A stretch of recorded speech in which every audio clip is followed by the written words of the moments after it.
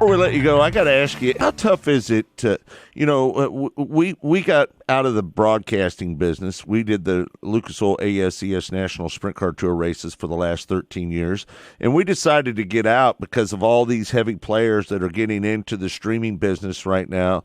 What do you think is the future of late model racing, and where is it going to go? Do you think it's going to get bigger than it is now, or do you think we've kind of plateaued right now?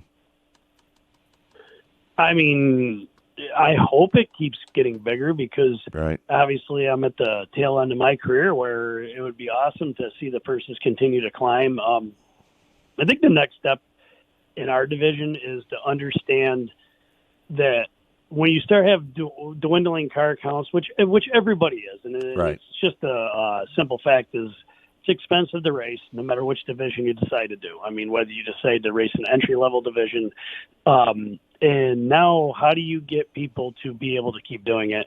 And I don't believe the answer is always $100,000 to win, $20,000 for second, $2,000 for 10th, and a set of steak knives to show up.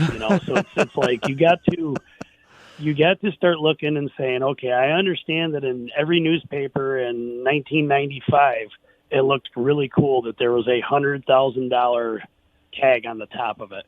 Yeah. But what's going to keep guys coming and things like that nature is if instead of paying $1 million to win, you pay $300,000 to win and pay $25,000 to start. Now you're looking at, hey, wait a minute, there's a guy that maybe would have probably have came to Eldora. I bet you they would add another 50 to 100 cars because a lot of guys believe they can make the show, but the way things are nowadays, it's tough. There's teams that have access to technology like my own and everything else, and the winners usually don't change a lot in our division based off of partly because it's a very hard division. So we need to figure out how to open the rules up a little bit so you and I can sit in our garage and maybe come up with something that's a little unique that actually has some speed that maybe is not done in a wind tunnel or done with data acquisition. And that would be the next step. I don't know if the purses can continue to climb, but from what I understand about streaming, if the subscribers are there and the sponsorship comes and whoever owns the service decides to put it into the purses,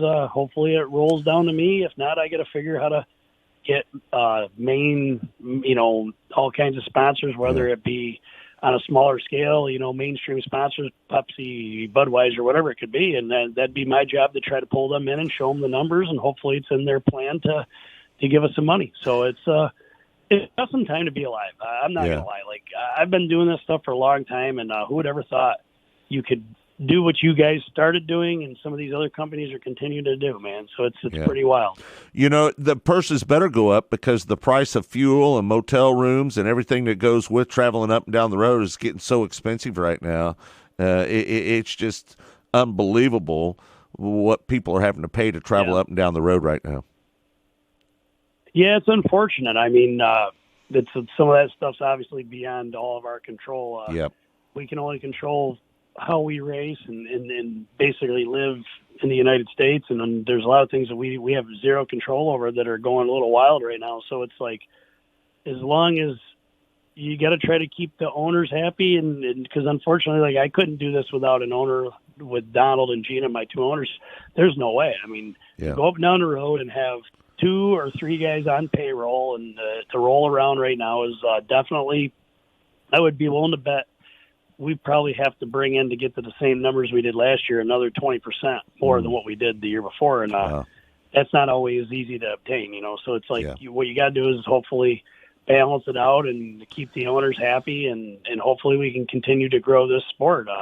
We've grown it very well. I mean, everybody, it's amazing. Like I said, I can turn on a streaming service and watch things that I can only dream of watching when I would open up the Ariado newspaper up in New York every week or the Gator. And it's like I said, what a time to be alive to be able to pick up any type of racing you want to see. And now we just got to figure out how to grow it and keep us all financially compensated for it so we keep doing it.